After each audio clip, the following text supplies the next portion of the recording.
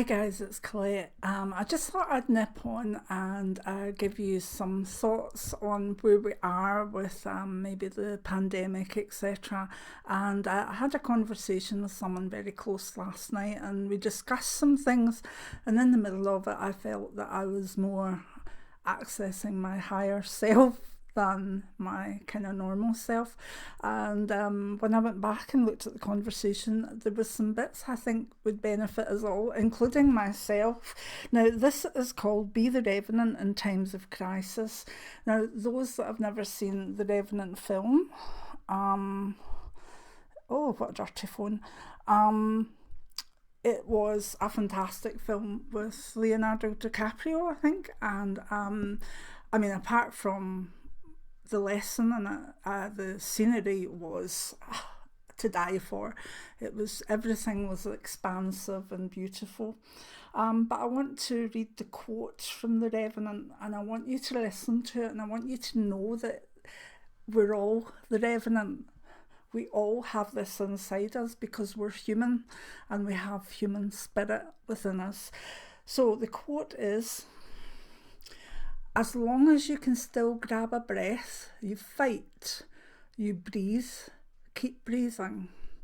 Now, for an illness that causes such trauma with breathing, that may seem a wee bit harsh, but it's not.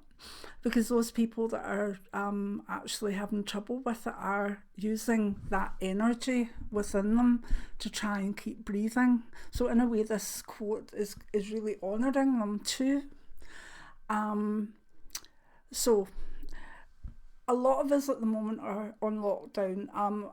Jim and I self-isolated 2 weeks before that, so we're now about 3.5 weeks into it, and we're okay, we're doing fine. It's better to be safe, and we do have a nice garden, and spring is coming, and we'll manage. And at the moment we've not caught anything or whatever.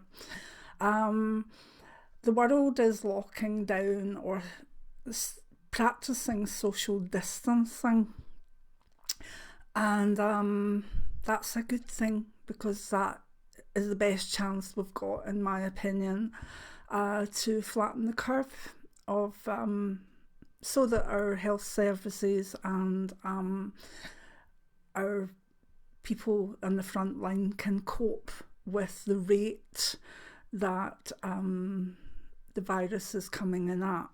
So I agree with this lockdown 100%, and my heart goes out to all the people in Italy and Spain and US and China and Hong Kong and UK, everywhere where it's taking its toll, because nowhere will be left untouched by this thing. So we need to keep going. We need to be our own personal revenants, because at the end of the day, you can look after someone, you can help them, but the only person that can really help you, particularly in your mind and with your spirituality, is you. So it's important that if you feel low, be the revenant. If you feel tired, be the revenant. That doesn't mean keep going and don't sleep. It may mean know that you have to sleep to be the revenant. I hope you all go and watch the film after this, because it's a very good film. It's a bit brutal in ways, but it's a very kind of natural film. It's quite organic in the way it unfolds. It's understandable to me, because I've had quite a few past lives in that era and also places near there. Anyway, so I was talking to someone I love, and there's a few phrases that come out. I was actually on WhatsApp, so she asked me, I'd been talking about how we have to live our lives with joy, otherwise we're dead inside anyway. And she said that she was watching quite a lot of upbeat and funny, humorous things on Netflix and etc. And was that okay? And I said, of course it was. Laughter raises your vibration and it even helps your immune system, as does sleep. So yes, we should have times in the day where we're distracting, and if that's a funny movie, by all means, put in the comments below, put maybe what your favourite funny or uplifting movie is. Not too sad, but uplifting and maybe funny. I'm trying to think of some of mine's. One of my favourite all-time fun movies that I actually really do need tennipads for is Raising Arizona. It's just brilliant. I laugh from start to finish. Sorry about that. Go away, internet. Right, anyway, so, and I like Baby's Day Out. You can see from here I've got very visual humour. And I'll think of some more, but there's my two. They're quite juvenile and quite full on, but they are really funny. So anyway, yes, laugh, please laugh and distract yourself. And she said, but at times is it okay to be very fearful as well? And I said, well, to me, fear is the killer of hope. If you're in fear, you can't see hope. So where there's fear, turn it into action. And that action could be a compassionate word, a compassionate act. It could be going to sleep. It could be dancing. It could be reading a book. But take fear and breathe it in, breathe it out, and take action on it. And don't let fear overwhelm you, because if it overwhelms you, you're kind of... it's not good for your immune system and it's not good for yourself. And she was again saying, there'll be people that we know that will pass, and she's almost maybe grieving in advance. And I said, well, if we succumb to grief before it actually is there, we're not really serving humanity as well. There will be a time in the next few weeks where maybe I hear of the first person that is in my circle maybe being very unlucky and passing with this. And this for all of us. That will be a big, big thing, and it will be a grief that overwhelms us. And that's okay, but not now, not until then. Really, not fearing people passing, grieving in advance. These things are not helpful. So try and again be the revenant and get your almost stuff this, I'm gonna fight on. Put your big girl's pants on and even get angry at it.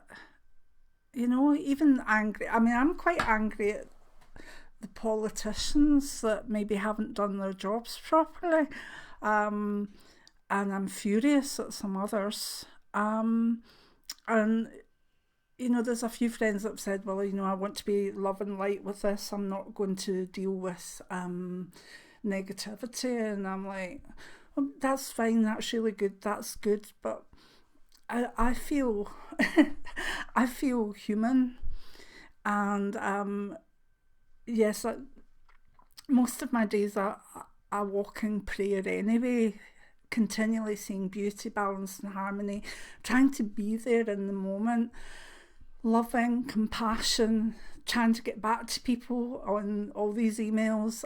Sorry if I haven't managed you, there's just a lot. Trying to send out thoughts, trying to send love, doing distant healing if I can, and that's all good. To feel fury or anger against certain politicians for what they're doing, particularly when it's affecting directly some people that I care about, that's okay. I'm raging and I deserve to be raging, but I'm going to use that rage because I'm going to tell people about it. I'm going to be a keyboard warrior. I'm going to get my thoughts out there. I'm going to be the revenant in that too. It's not really about revenge as such, but it's about holding people responsible when they really have let down humanity. So if you're feeling very angry, have a look at it. If it's anger that's just fulminating and it's not going anywhere, that's not good. But anger itself isn't a bad emotion or feeling. It tells you that there's something wrong. It tells you that there's something that needs put right or fought against or spoken up about. And you know, that can only be a good thing. But don't let it overwhelm you. But again, if there's, you know, the people saying, you know, it's all got to be love and light and it's all got to be very beautiful and you should not have an ounce of anger, I think they're asking too much, to be honest. By all means, control the anger and turn it into something positive, but never be ashamed of feeling it. It's fine, just don't bop anybody in the nose with it. Just don't, you know, make a fool of yourself with it. Use it. And use it constructively, and that will be a good thing, not a bad thing. Right, I've kind of gone away off from where I was going to be. So, things are going to get worse before they get better. Where we are now has to be taken just in the moment. Every moment will bring its own thing. Stay in the moment. Try not to project too much. Try not to look back too much. Stay in the moment. And if there's something that needs your attention with sadness, with grief or whatever, deal with it. And if you're in a situation where you're in lockdown and you're hearing things or whatever and you're getting overwhelmed, turn off the computer, turn off the telly, get some fresh air, even if it's on a balcony or in a garden. Just keep safe distance from people. If you're feeling overwhelmed by things, get yourself a big bit of paper and write down the things that make you feel good. Okay, so that could be writing in my journal, it could be a craft, it could be a bit of gardening, it could be meditation, it could be sleep, it could be baking. Whatever it is for you, write a list of the things that you like to do and have now found that you actually have time for it. Because the problem with having lockdown for many of us, I mean, Jim and I are disabled, so we don't go out a lot anyway, but we have things that we do or whatever, maybe rituals, and they've changed. Not magical rituals as such, just daily rituals or weekly rituals. They change, so you have to be flexible. But I bet anybody that's been out and about, has maybe been working or has a trade and is now on lockdown, is finding it difficult to deal with filling their time. Like maybe my dad found it difficult when he first retired to actually fill his time. That's a bit what it's like. Now, there's bad things going on and you need to keep safe, but why not pamper yourself as well? Why not look after yourself, in your place of safety, in your home? Why not, if you want to watch a box set that you've never had a chance to do so, do it. What I'm quite enjoying is that my hearing's not particularly good, and I want to commit to memory as many sounds and musicians as I can. So what I've been doing is at night I've been picking a random genre of music and letting the algorithm take me wherever it takes. And there's things having to put in, and I have, and it's amazing how if you just click on something, it will bring up other things, and you're like, I remember that song. Last night for me it was almost like late 80s, early 90s kind of Europop, and a lot of it was absolute rubbish, but that was a time where I spent holidays in Italy, and and France, and had very, very European, continental outlooks. I still do have, but when you're there it's different. It feels very together. And at that time, it was all Europop and everything that was played in every kind of club or disco, or even if you were sitting at a bar. So instantly last night, I had the biggest smiles on my face because I was taken back to Italy and France, particularly Italy. I love Italy. If I didn't live in Scotland, I would adore to live in Italy. That's why it's so heartbreaking. The main areas that I visited in Italy are the ones that started off, in the north and round about the sort of Venetian coast and stuff. They were the ones that got hammered first. So that was very sad. But last night I went back with joy, and it was all brought on by Europop, 80s and 90s Europop. So why not do that? I want to hear things that I can and commit them to memory.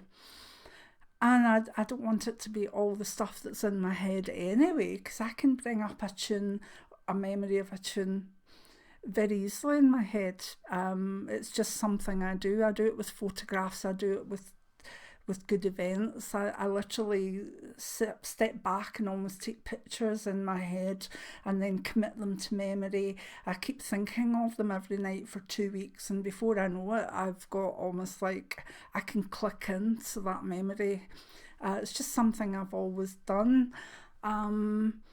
And I'm doing it, and I'm enjoying where the music's taking me. So that's something I'm doing for myself. Jim's trying to learn Gaelic, and there's things that we really even will have a laugh at, and there's things I had forgotten I hadn't found. I hadn't watched the second series of American Gods. So I'm in the middle of watching that now and loving it. And of course I remembered that, where am I? Oh, I've got it over there, that my daughter had given me Neil Gaiman's Norse Gods book, and it was on the bookcase and I never got round to reading it. I love all the Norse stuff, and it's out now, and I'm going to read it before I go to bed each night, just because it'll get me off the computer as well. So anyway, I'm blethering and I'm away from it. Be there evident. Take responsibility for the spirit that you've been given, and keep going and keep going. And simply, if all you can do is take one breath after another, then do it. There are some people that it'll be their time to go. And if this is their time to go, then they'll take their last breath, but they'll breathe until they're not to breathe. And if they can do that, then we can certainly